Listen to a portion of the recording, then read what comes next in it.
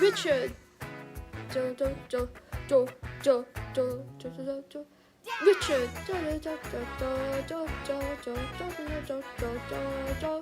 Richard.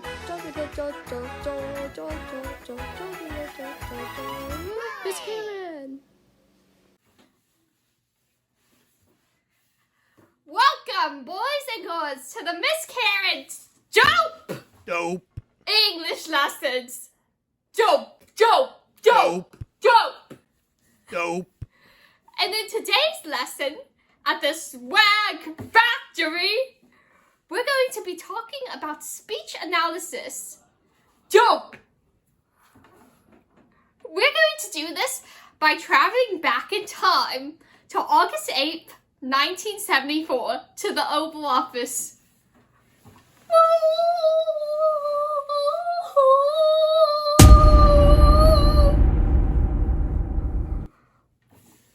This man's name is Dope President Richard Nixon. Now, during his time as President Richard Nixon found himself in a true dope scandal.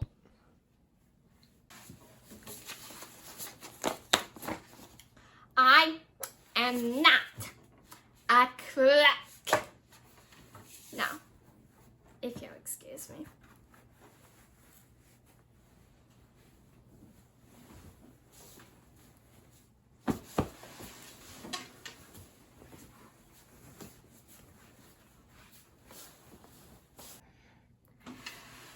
The people of the U.S. had found out that Nixon and his administration was involved in a break-in in the office of the Democratic National Committee. He had previously lied about his administration not being responsible for this. During this time, America was on edge. The country was freshly out of war. America was in an arms race with the Soviet Union, and the country simply didn't trust him. Boys and girls, this man is what you call a not slay queen.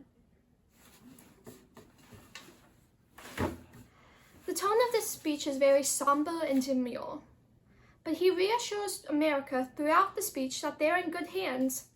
It's a bittersweet tone, a not dope tone. He doesn't want to give up the presidency, but he knows he has to. Shut up! I have never been a quitter. To leave office before my term is completed is abhorrent to every instinct in my body.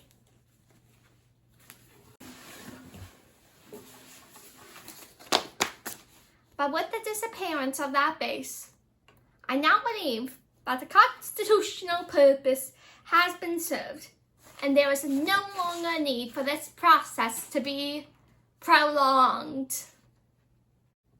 But in turning over the direction of the government to Vice President Ford, I know, as I told the nation when I nominated him for that office 10 months ago, that the leadership of America will be in good hands. Now, there's this dope thing called rhetorical appeals, and that, unlike Nixon, is totally slay. He uses a lot of ethos through talking about how it's against his morals to resign. I have never been a quitter. To leave office before my term is completed is abhorrent to every instinct in my body. He uses logos by giving logical reason as to why he is leaving. In the discussions I've had with the congressional and other leaders, I have concluded that because of the Watergate matter, I might not have the support of the Congress, but I would consider necessary to back the very difficult decisions and carry out the duties of this office in the way the interests of the nation would require. And he uses pathos by rallying the country and using their emotions to his advantage. But We must set our goals, not just limiting, but reducing.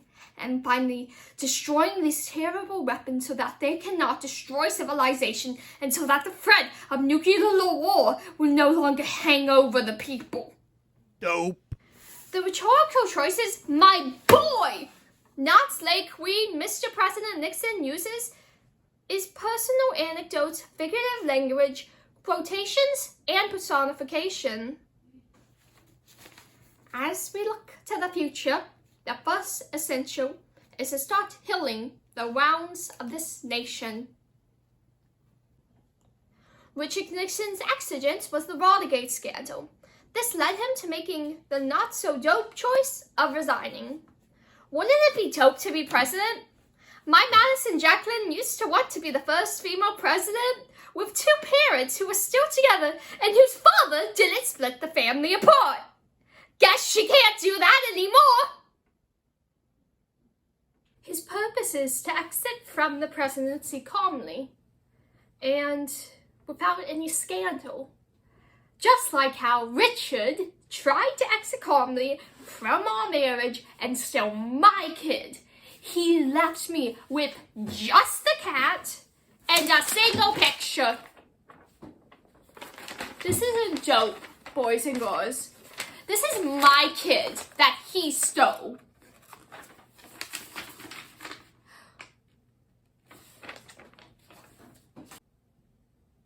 The audience is the people of America.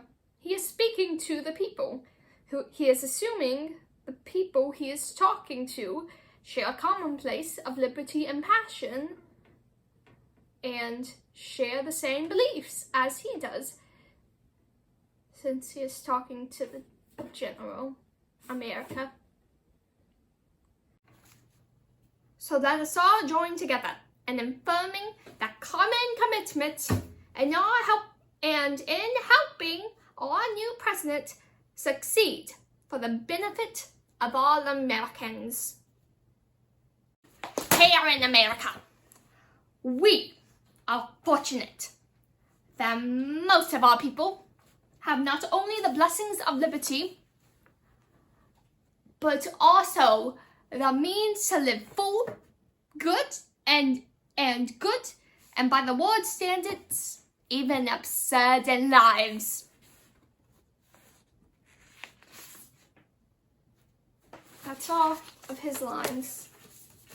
He was effective, though, in taking the people's focus off of him and onto the problems that are going on in the world. He did this through appealing to the audience's pathos of being scared for the future and their fear of a nuclear war. This directs attention off of him, which is what he truly wanted to do, boys and girls. Richard somewhat used rhetorical devices effectively.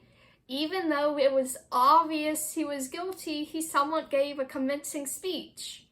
His image was still ruined. He lost the presidency, and in the end, he was deemed responsible for the Watergate scandal. He should take a lesson from my ex-husband, Richard, who used his expertise at the art of rhetoric to convince the court to give him full custody rights. Karen, you haven't paid your child support. That's because I shouldn't support something you stole. You should be giving me money. You stole my baby girl. Karen, have you taken your medicine? First of all, we don't have a daughter. We have a son named Richard Grayson Jr. Second of all, you gave up custody rights and just said, beep, beep, beep, beep, you beeper, you mother beeper, beep, beep. You said that to the judge, dude. Karen, I can't with you. I can't. You seriously are so immature and childish. That is so not dope, or slay, or swag. You are not a slay queen, Richard. Karen, you are 35. You should not be using those words. But I have to be hip, with the kids. I'm leaving and taking Richard Jr. You're never going to see him again. Have a good life, Karen.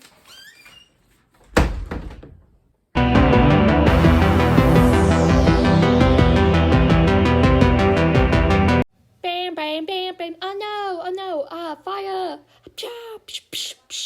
Wow. Oh no, I'm dying. Please help me. Fire. Oh.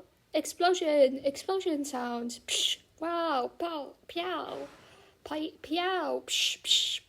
Oh no, I'm dying. Help, I'm dead. Ooh. Now, this, boys and girls, is what you call hiding from the popo because you killed your ex-husband. Now, we're gonna find you better not snitch on where Miss Karen is, or else. Thank you for joining us in today's lesson in the Swag Factory of Miss Karen's dope English lessons. Now, you might not see Miss Karen for a while, and that's for good reason. I think they're coming for me. Don't say where I am. You haven't seen me, okay? You haven't seen me. We will. Warning. We will.